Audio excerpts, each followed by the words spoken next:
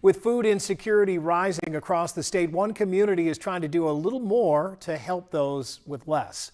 WHO 13's Teodora Mitov was at St. Mark's Lutheran Church out in West Des Moines. She's got the story. West Des Moines has a new neighborhood fridge. Since June, the St. Mark's neighborhood fridge has been open 24/7 for community members in need. They repurposed an underutilized classroom in their building and turned it into a 24-hour location to drop off and pick up food. Local caterers, bread delivery groups, supermarkets, schools, and even community members share food with them that otherwise won't be sold or served. While the church can't necessarily guarantee that the shelves will always be stocked, they say they receive between 7 and 10 large donations in a week.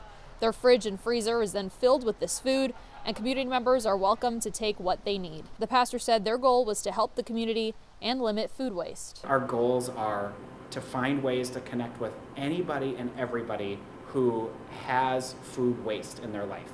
If you're a single person and you find yourself constantly cooking for 4 because that's a habit, bring the extra and just put it on the shelf in a container that you don't mind going away.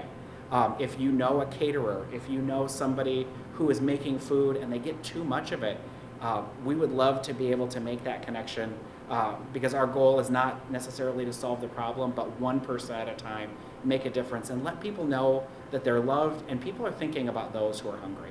And church volunteers can help pick up larger donations and bring them here so you don't even have to leave your home. In West Des Moines, Teodora Mitov, WHO 13 News.